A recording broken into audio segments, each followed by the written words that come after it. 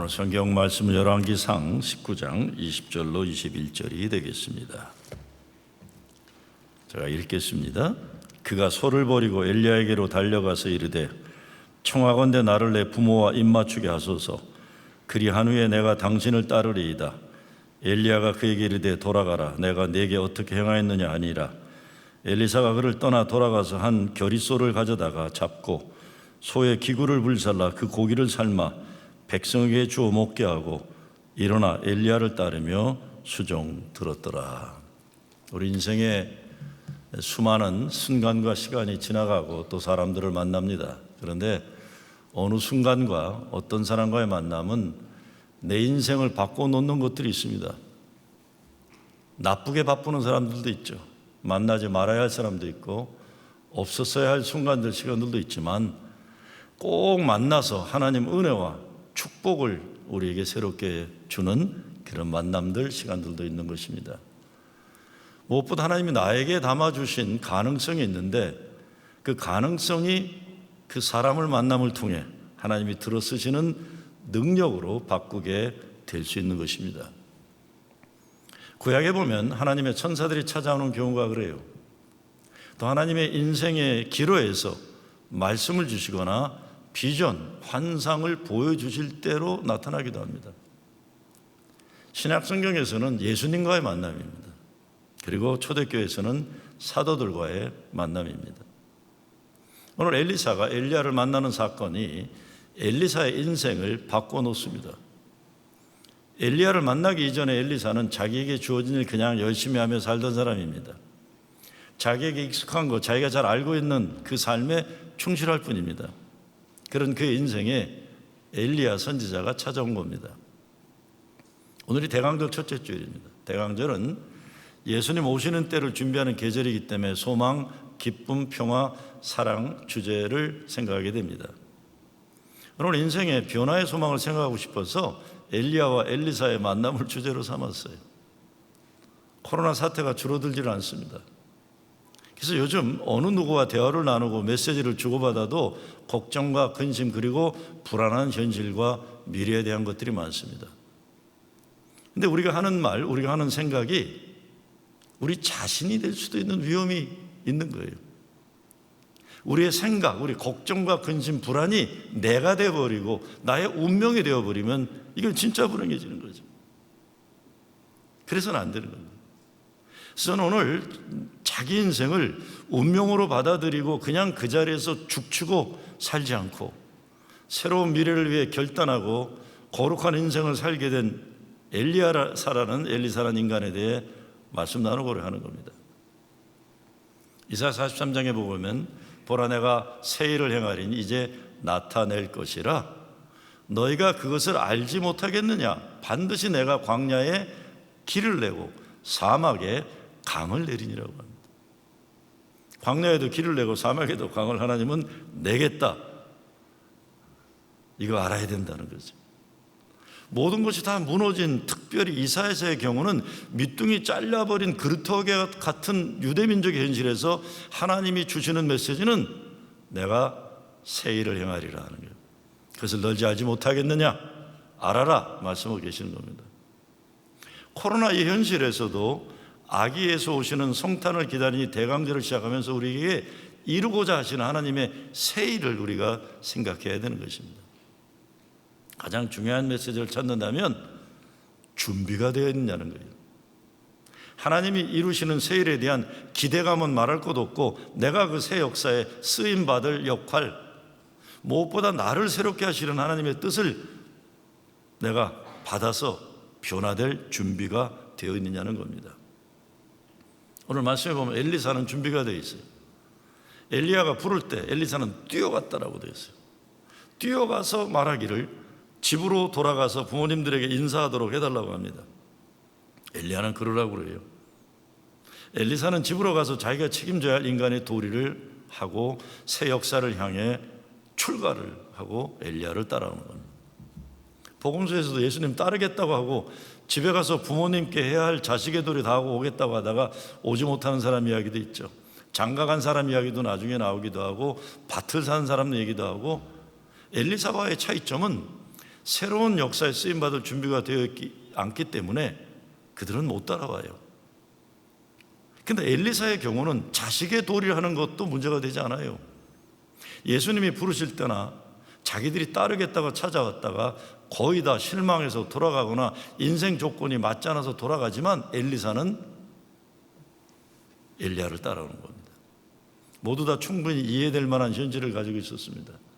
예수님은 하나님 나라를 위해 함께 가야 할 사람들이 자꾸 뒤를 돌아봐야 하면 묶여있는 것들이 많은 사람들은 같이 가지 않아도 된다고 하시는 거예요. 소돔성 뒤돌아봤다가 소금 기둥이 되어버린 롯의 하나 아내가 될 위험이 있기 때문에 예수님은 야, 안 와도 된다 이렇게 얘기하시는 겁니다. 근데 오늘 말씀 앞 19절에 보면 엘리야가 엘리사에게 겉옷을 던집니다. 겉옷을 던져요. 혈유병 걸린 여인도 예수님 옷자락을 만졌을 때 병고침을 받았는데 옷자락이라는 것이 옷을 입은 사람의 능력, 영역을 담고 있다고 생각해 봅니다. 엘리야가 자기가 입었던 겉옷을 던지니까 엘리사는 당장 엘리야에게 뛰어가요. 기다렸던 엘리야를 만날 그 순간을 기다린 겁니다. 21절에 보면 일어나 엘리야를 따르며라고 되어 있어요. 그동안 엘리사가 한 일은 소 궁뎅이만 바라보면서 밭일만 열심히 하던 사람이에요. 근데 이제 소 궁뎅이 바라보고 사는 인생 이제 그만두고 하나님의 새 역사를 이뤄갈 엘리야의 뒤를 따라가는 인생 살기로 결단하게 되는 겁니다. 우리 인생에도 내게 주어진 가능성을 발휘할 수 있도록 열어주는 사람들, 기회가 주어질 때가 있어요. 나이가 가지고 있는 가능성을 능력으로 전환시켜주는 사람을 만날 수가 있습니다. 여러분 생각해 보시면 여러분 인생에 그런 만남들이 있었을 거예요. 그때 주저하면 안 되는 것이에요. 다시 말씀드리지만 엘리사가 집으로 돌아가서 부모님들에게 인사하겠다고 하는데 엘리야는 승낙을 하는 겁니다. 그러면서 돌아가라, 내가 내게 어떻게 행하였느냐 하니라. 뭘 했다는 걸까요? 겉옷 외투를 던져준 것밖에 없는데 지금 이 상황에서는 어떤 아무것도 일어난 것도 아닙니다. 새로운 인생, 자기 역량, 가능성을 발휘할 수 있는 기회만 준 것이에요. 그런데 엘리사는 이 기회를 놓치지 않아요. 집에 가서 부모님께 인사드리고 엘리야에게로 달려온 겁니다. 기회가 주어질 때 잡으려면 준비가 되어 있어야 됩니다. 21절 마지막 말이 일어나 엘리야를 따르며 수종 들었더라 그랬어요. 영어로 말하면 소 끄는 쟁기잡이 플로우맨이에요. 엘리사는 플로우, 쟁기잡이에요. 근데 이제는 엘리야를 따르고 나서서 수종 들게 되므로 이제는 신분이 바뀌는데 프로펫이 되는 거예요. From plowman to prophet. 신분의 변화가 일어나요. 용도 변경의 삶에 일어났어요. 농사짓는 길을 만드는 소쟁기꾼이 아니라 사람을 생명을 주는 하나님의 길을 만드는 예언자가 되었다는 겁니다. 인생 변화의 기회가 주어졌을 때 붙잡았어요. 일어나 따르고 수종 들었다는 것 보면 엘리야를 섬기는데 주저하지 않았다는 겁니다. 우리 인생 이런 기회가 찾아올 때가 있습니다. 예수님을 끝까지 따른 제자들도 마찬가지고 예수님 만나 인생 변화를 이룬 사람들 모두 세상 사방팔방 돌아봐도 자기 문제 해결받고 병고침 받고 인생 변화를 이룰 수 있는 길이 없었던 사람들이에요. 사마리아 여인이 가늠하다 잡혀온 여인이에요. 혈류병 걸린 여인이에요. 더 내려갈 때도 더 무너질 것도 없는 사람들이에요. 그러니까 이 여인들은 예수님 만났을 때 주저주저하지 않았어요. 붙잡았어요. 거룩한 인생의 변화, 인생 용도의 변화를 이루었던 겁니다. 예수님 만나 변화된 사람들 모두 문제가 있었고 병이 있었어요. 남자들은 삭개와 같은 인간들이잖아요. 돈 많은 부자지만 쓰레기로 살던, 매국노로 손가락질 받던 인생이에요. 니고데모는 사회적으로 종교적으로 대단한 위치에 있었지만 그 영혼의 심령에 구멍이 뻥 뚫려서 새로운 인생 거듭남에 목마름이 있던 사람이에요. 거듭나지 않으면 살 수 없던 사람입니다. 여기에 복음이 역사하는 겁니다. 눈먼 바디메오가 사람들이 조용하라고 소리질러도 아랑곳하지 않고 다윗의 아들이여 내게 자비를 베푸서 소리질러 예수님 찾았어요. 18년 밑으로 피가 흐르는 부끄럽고 더러운 병에 걸려 살아야 했던 여인이 예수님 뒤에 와서 몰래 옷자락을 만졌어요. 그리 오랜 세월 피를 흘리며 살았다고 하니까 이 여자는 하루 종일 어지럼증에 시달릴 것 같아요. 기운이 없었을 거예요. 몸이 약하니 마음도 약해졌을 거예요. 무엇보다 이런 사람은 종교적으로도, 성전은 물론 회당에도 들어갈 수 없는 사람이었을 것이에요. 보이지 않는, 드러나지 않는 병이지만 당사자는 살기 어렵고 오랜 세월 제대로 서서 살아가기 어지러운 병이었을 겁니다. 근데 자기 같은 사람 고쳐주고 살려준다는 예수님 오셨으니까 붙잡은 겁니다. 붙잡고 살려달라고 소리칩니다. 자존심 같은 거 버려야 해요. 과거 부끄러웠던 인생이라고 뒤로 뒤쳐져서도 안 됩니다. 다른 인간들이 뭐라고 할지 걱정할 것도 없어요. 내가 살아야 하는데 내 병 고쳐야 됩니다. 오늘 아침 CNN 뉴스에 보니까 제가 그동안 많이 말씀드렸던 감사절 이후 미국의 연말 연초, 미국이란 나라가 어떤 질병보다 외로움이라는 병이 가장 크게 늘어나는 질병이라는 것. 근데 이게 미국만이 아니라 경제 선진국에 두드러지게 나타나고 있다는 것이 CNN에 나왔어요. 그런데 전 세계에서 코로나 바이러스에 대한 대책을 가장 잘 세우고 국민 건강을 잘 지킨 나라로 알려진 한국과 일본, 특별히 일본에서 올해 코로나 바이러스보다 올해 한 해 동안의 전체 세상 떠난 사람보다 일본 국민들의 생명을 많이 뺏어간 것이 10월 한 달간 인생 비관의 삶의 좌절이었다고 했어요.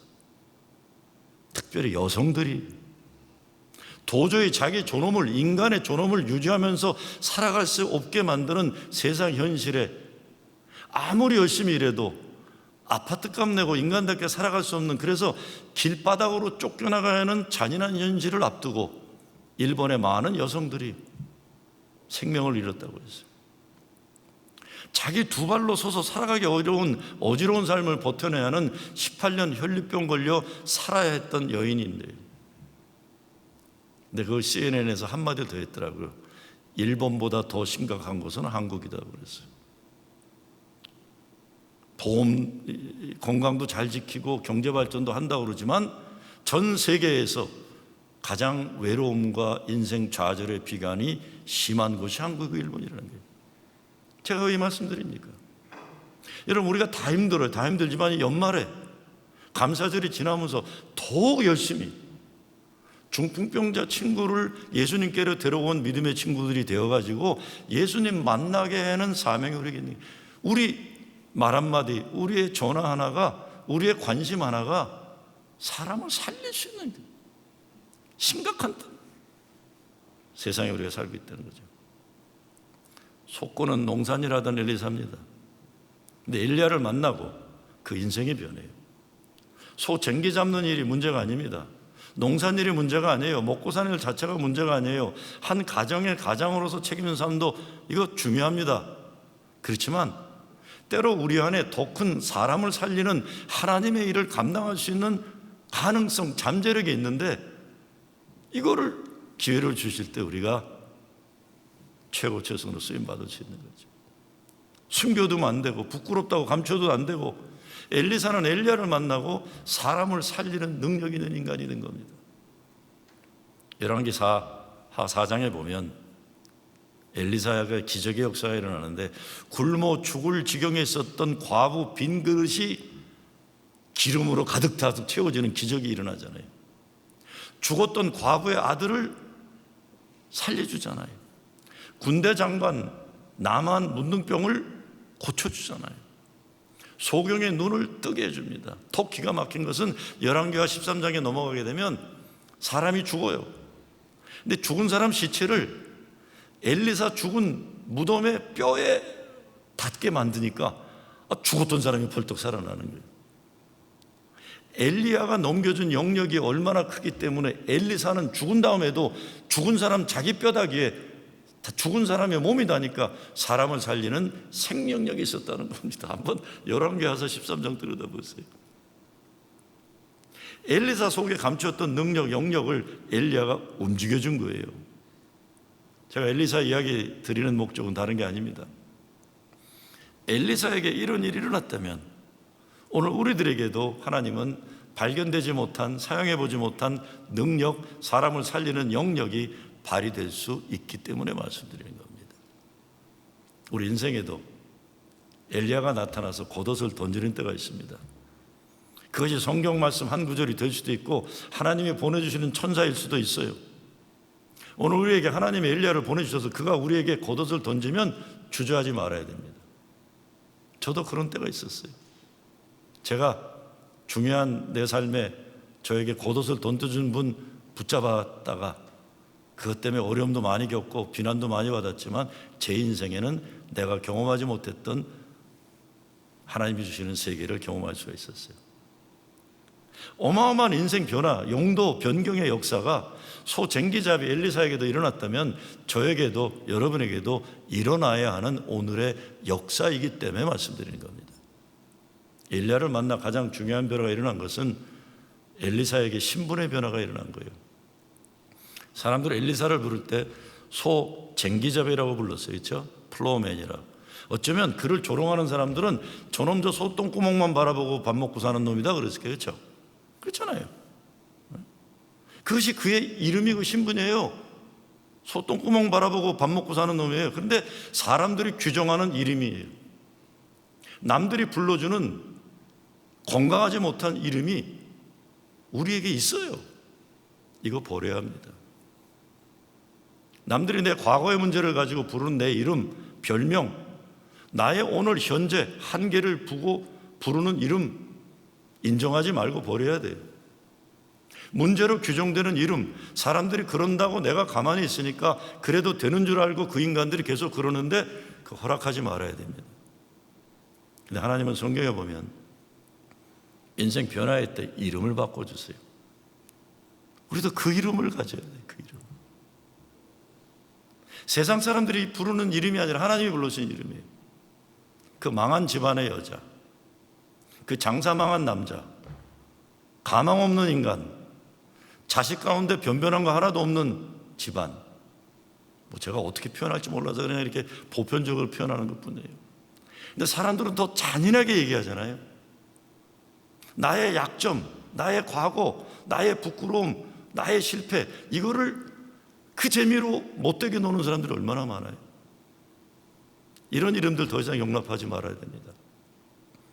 돈으로 사람 판단하고 과거에 우리를 묻고 족쇄를 채우고 함부로 부르는 이름들 얼마나 많아요. 사람의 육체적 한계를 가지고 부르는 이름들은 또 얼마나 많습니까? 우리 진짜 잔인한 사람들 많아요.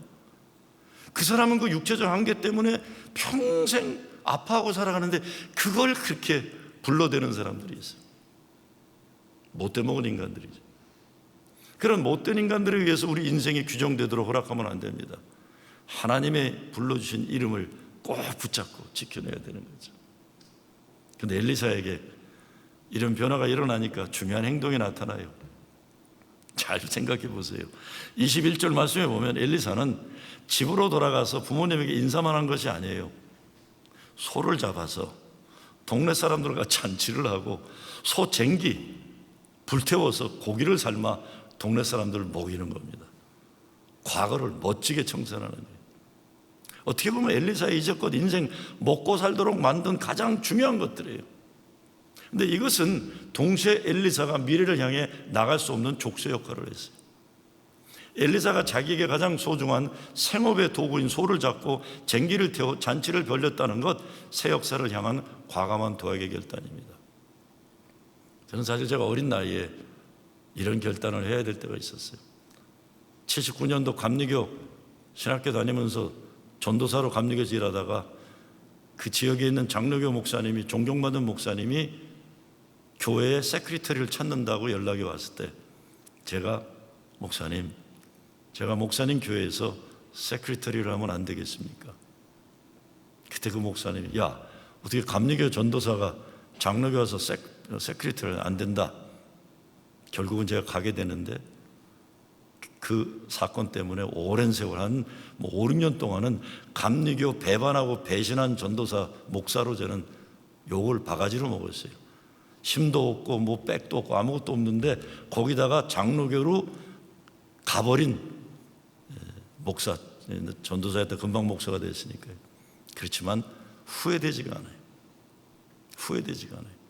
내가 이거 감리교에서 인정받아야 된다는 거, 이거 어린 나이에 그것만 붙잡고 그냥 비겁하게 비굴하게 살았으면 내가 장로교 목사님 밑에서 4년간 제대로 나는 교육받는 기회를 놓쳤을 거예요. 물론 우리 감리사가 더 이상 장로교에 있는 거 안 된다 그래서 그냥 불려 들어가서 시카고로 가고 말았지만요, 때로는 우리가 과감하게 나를 지켜준다고 생각하는 걸 버려야만 새 역사를 향해 나갈 수 있는 거예요. 망할 때도 그렇잖아요. 망할 때. 제가 한번 어려움을 크게 겪었을 때 제 두 번째 담임 목사님이 주신 말씀이 있어요. 제가 그 목사님 밑에서 부목사다 쫓겨난 지 오랜 세월이 지났는데 다른 사람 통해서 저한테 한 말씀을 전해준 말씀이 있어요. 사람들이 너의 길을 막는다고 하나님마저 막으시는 건 아니다. 사람들이 너의 길을 가로막는다고 하나님마저 너의 길을 막는 건 아니다. 제가 그 목사님 밑에서 부목사를 하다 생전 처음 따뜻한 말 들어본 게 그거예요. 쫓겨난 다음에 들은 게. 근데 제 인생을 바꾸는 말이었어요. 근데 어떤 때 하나님이 우리를 규정하는, 우리가 붙잡고 놓치지 않으려고 발버둥치는 우리의 직업이나 우리의 세상 명예나 그런 것들 태워버리실 때가 있어요. 내가 원치 않아도요. 그런 것들이 없어지고 불에 타버리면 우리는 인생 끝난 것처럼 난리를 치게 되는데, 나중에 믿음의 눈으로 보게 되면 하나님이 내게 새로운 은혜를 경험하고 인생 사람을 살리는 일을 위해, 도약을 위해 이루시는 역사라는 것 깨닫게 되기도 하는 겁니다. 어떤 의미에서 우리는 코로나 사태를 통해 인간이 붙잡고 세우려던 것 아무것도 아니라는 걸 깨닫게 됐습니다. 그동안 대단한 것처럼 붙잡고 있던 것들 하나님이 허락하시고 붙잡지 않으면 아무것도 아니라는 것 알았어요. 근데 인생 땅바닥에 이르게 된 것은 이게 패배가 아니라는 거예요. 새로운 하나님이 일으켜 주시는 역사가 시작된다는 것입니다. 나를 새롭게 도약하지 못하게 만드는 태워버려야 할 것들이 무엇일까요?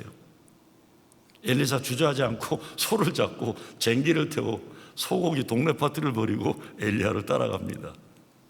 정말 멋진 장면이에요. 어떻게 보면 감동적인 장면이에요. 새 인생 살아보겠는데 이 정도는 멋지게 과거에 자기를 묶어두던 족쇄다 태워버리는 거예요. 배수진을 치고 나가는 거예요. 사도 바울이 예수님 만나고 외친 것이 뭡니까? 옛날 세상 자랑하던 거 다 버렸다고 했어요. 오줌 똥 쓰레기처럼 여긴다고 했어요. 과거의 죄 다 예수 십자가에 못 박아 버렸다고 했어요. 내 죄 예수님 십자가에 못 박고 나니까 내 몸에 예수 고난의 흔적, 생명이 담겨져 있으니까 함부로 나 건드리지 말라고 괴롭히는 인간들에게 소리를 질렀던 거예요. 나 건드리지 마라. 예수로 새롭게 된 인생 선언하는 겁니다. 과거로 사람 판단하지 말라는 거예요. 예수로 새롭게 살아난 사람은 인간들이 함부로 판단하고 정죄할 수 없는 존재라는 것입니다.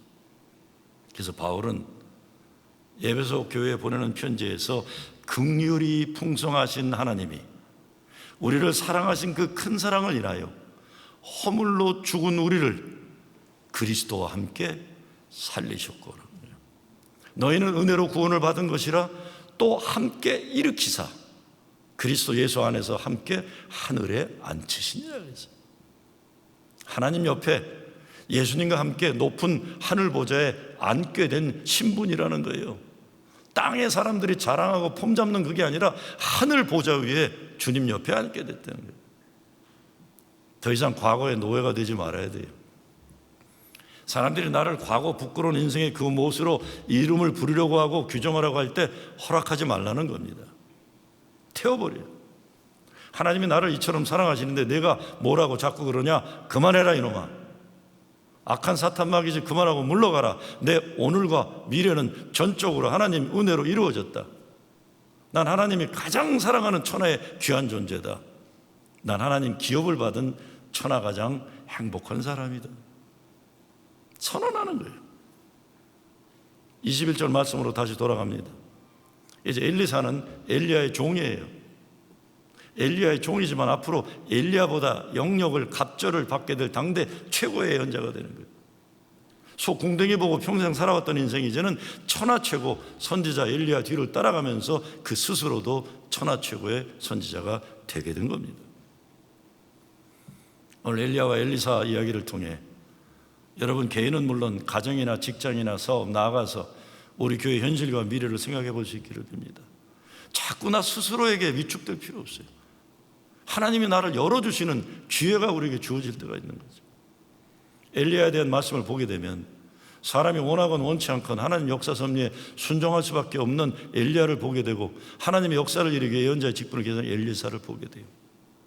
엘리야는 어떻게 해서라도 엘리사가 자기에게 하던 일을 전수하게 하고, 엘리사는 어떻게 해서라도 엘리야 능력을 받아요. 그냥 능력이 아니라 갑절의 축복을 받아야 제대로 자기에게 주어진 일을 감당하는 겁니다. 엘리야가 승천하기 전에 엘리사에게 묻잖아요. 야, 이제 하나님이 날 데려갈 텐데 너 나한테 구하는 게 뭐냐? 그때 엘리사가 뭐라 그래요? 당신의 영감이 갑절이나 내게 있기를 구하나니 위히나 피 쉐나임 베루아카 엘라이, 나에게 당신의 성령의 2배가 있기를 구합니다. 엘리사는 이건 욕심이 아니에요.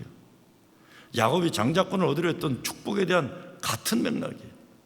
근데 엘리사가 욕심부린 갑절의 능력은 사람을 살리는 능력이에요. 야베스 기도도 마찬가지죠. 태생적으로 고통 가운데 태어난 운명적으로 뭔가 아픔이 많아했던 인간인데 하나님께 기도했을 때 축복의 지경을 넓게 해달라고 기도했고, 하나님은 기도에 즉각적으로 응답해 주시죠. 왜?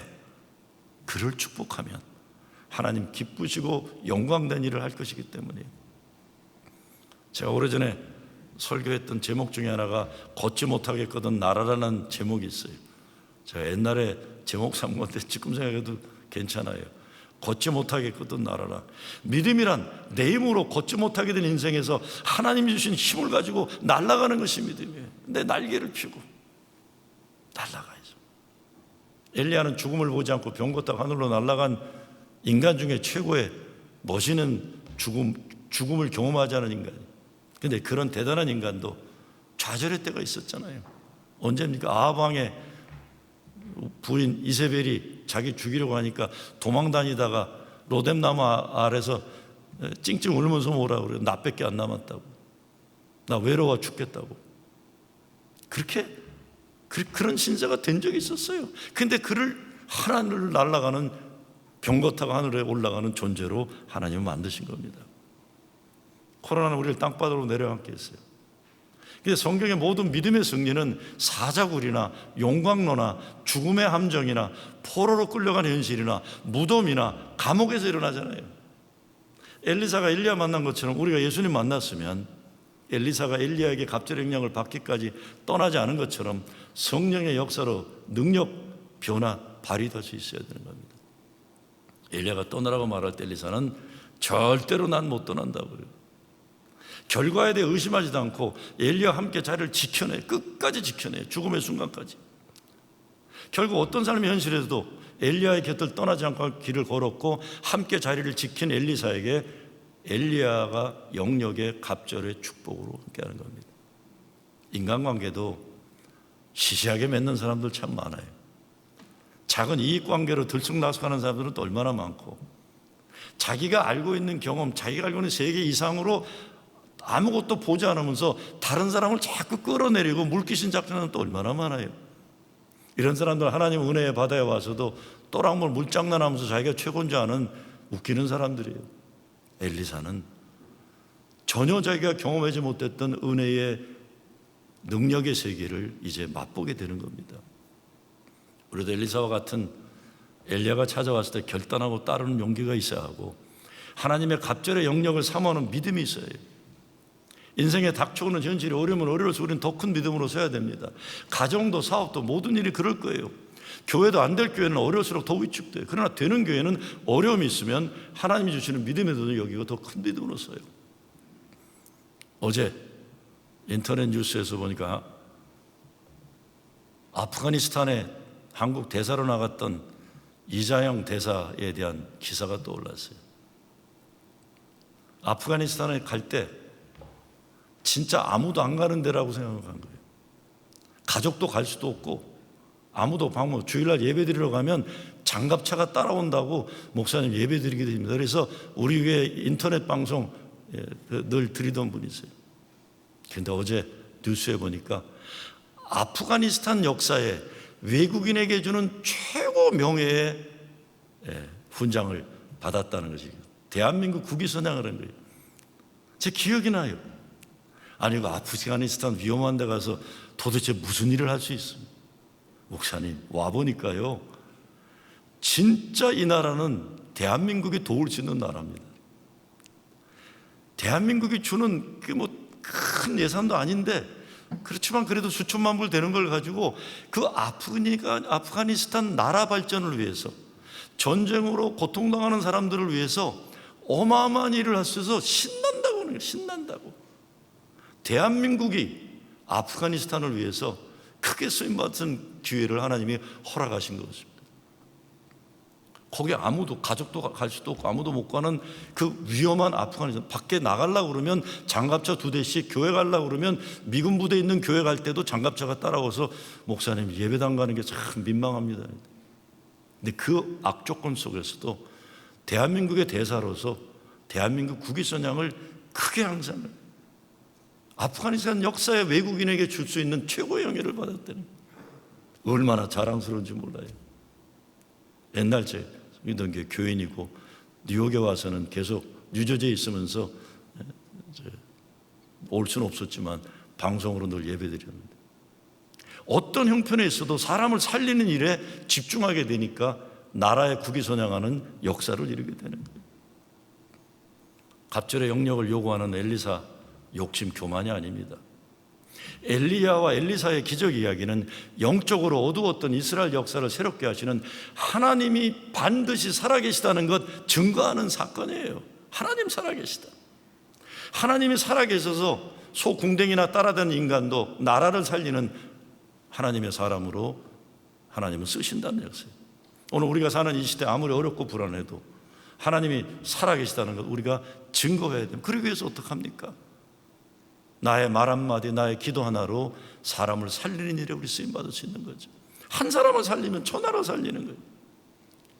갑절의 영역을 사모하는 것 욕심이 아닙니다. 우리가 예수 믿으면서 시시하게 믿지 말아야 돼요. 살면서 시시한 일, 못나고 못한 짓들 그만하고 살리고 사랑하는 일들에 쓰임받아야 돼요. 변화 없이 능력 없이 그냥 사는 거 게을러 있으나마나 인생 살지 말고 자기의 때를 알아서 최고치에서 훌륭한 능력, 그래서 후계자를 만들고 떠난 어른이 될 때 엘리야가 받은 영광을 하나님이 허락하시는 줄 압니다. 엘리야가 떠난 후 가장 먼저 하나님께 엘리사가 외친 소리가 뭡니까? 엘리야야 하나님, 여호와는 어디 계시니까? 엘리야야 하나님, 불안했을지도 몰라요. 그 엘리야가 역사했던 그 하나님 어디 계십니까? 근데 응답이 뭐예요? 엘리야의 하나님은 나의 하나님입니다. 엘리야의 하나님은 엘리사의 하나님이 아니라 오늘 저와 여러분의 하나님이십니다. 엘리야가 엘리사에게 준 영역은 하나님이 주신 거예요. 오늘 저와 여러분이 사모해야 할 영역이 그 능력입니다. 그 능력 받아서 사람을 살리고 사랑하는 기적의 역사에 쓰임받아야 되는 거죠. 우리 교회 미래의 수많은 엘리사들이 배출돼야 되는데 그러기 위해서는 여러분이 엘리야의 역할을 감당하는 거죠. 여러분이 엘리야가 될 때 우리 가정에서 우리 교회에서 엘리사는 나오는 것입니다.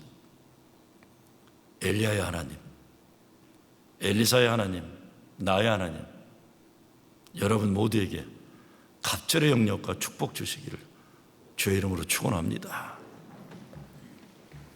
감사합니다. 하나님, 우리 인생에도 거룩한 변화, 용도 변경, 영역을 갑절을 받는 역사가 일어나게 하여 주셔서 사람을 살리는 일에 쓰임받게 하여 주시옵소서. 예수 그리스도 이름으로 기도드리옵나이다. 아멘.